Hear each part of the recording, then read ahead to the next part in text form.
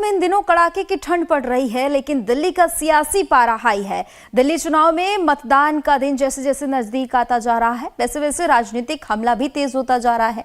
BJP और आप लगातार एक दूसरे पर हमलावर है, तो वहीं कांग्रेस भी यहां मुकाबला त्रिकोणीय बनाने में लगी हुई है।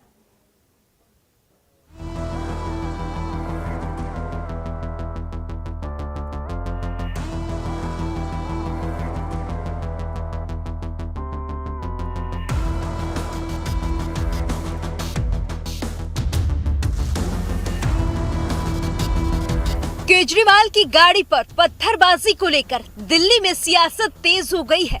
आम आदमी पार्टी और बीजेपी एक दूसरे पर निशाना साध रहे हैं और आरोप लगा रहे हैं।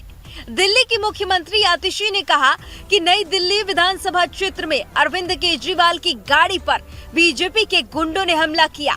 अगर वो पत्थर किसी को लग जाता तो जानलेवा हो सकता था।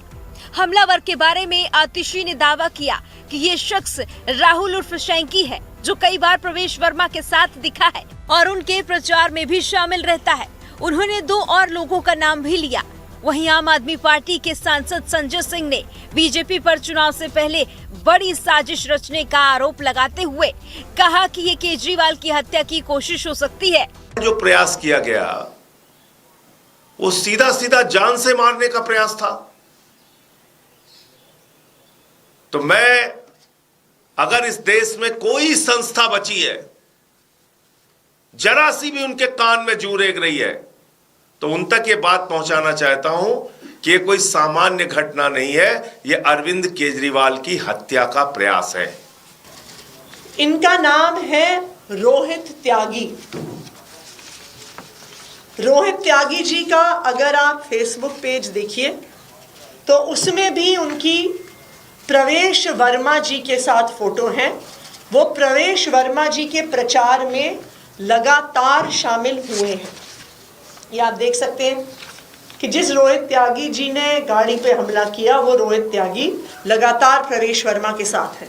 इन पर भी 3 बहुत सीरियस हीनस मुकदमे चल रहे हैं। आरोप गंभीर थे, लिहाजा बीजेपी तुरंत सामने आई।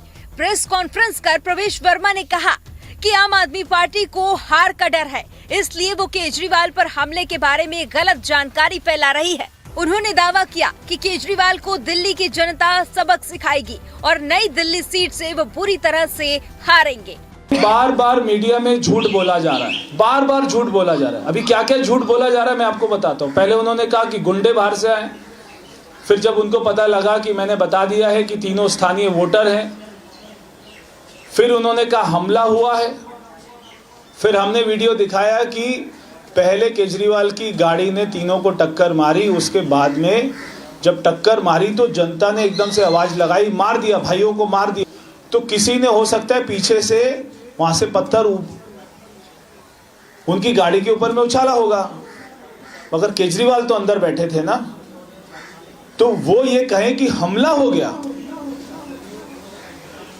इससे बड़ा झूठ नहीं हो सकता कोई। साथ ही प्रवेश वर्मा ने एक वीडियो जारी करते हुए एक बार फिर दावा किया कि केजरीवाल की गाड़ी से 3 लोगों को टक्कर मारी गई।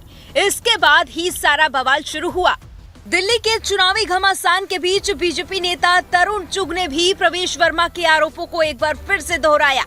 कहा कि 11 साल में केजरीवाल दिल्ली के लोगों के लिए कुछ नहीं कर पाए, इसलिए खुद पर हमले का नैरेटिव गढ़ा जा रहा है। सत्ता के अहंकार में चूर होकर अरविंद केजरीवाल और आपदा पार्टी के लोग, जब जनता उनसे पिछले 10 साल का हिसाब मांगती है, जवाब मांगती है, तो आपदा पार्टी के नेता अपनी गाड़ी से जनता को कुचल रहे हैं। केजरीवाल साहब 10 साल का हिसाब दो, जनता के सवालों का जवाब दो, काम का रिपोर्ट कार्ड दो, ना कि सत्ता के मद में जनता को अपने गाड़ियों के टायरों के नीचे कुचल दो। ये दुर्भाग्यपूर्ण है। बीजेपी और आप के बीच तू मैं के बीच कांग्रेस भी चुनावी घमासान में कूदने की कोशिश में है। कांग्रेस ने अपने स्टार प्रचारकों की लिस्ट जारी कर दी है। जिसमें पार्टी अध्यक्ष खड़गे के साथ राहुल और प्रियंका गांधी का नाम तो है ही, सोनिया गांधी का नाम भी इस लिस्ट में शामिल है। जाहिर है जैसे जैसे दिल्ली चुनाव की तारीख नजदीक आती जा रही है, सियासी लड़ाई तीखी होती जा रही है। लगातार वार पलटवार हो रहे हैं और जनता को अपने साथ करने की कोशिश की जा रही है। दिल्ली से शालिनी झा और कमलेश सिंह के साथ ब्यूरो रिपोर्ट, लाइव टाइम्स।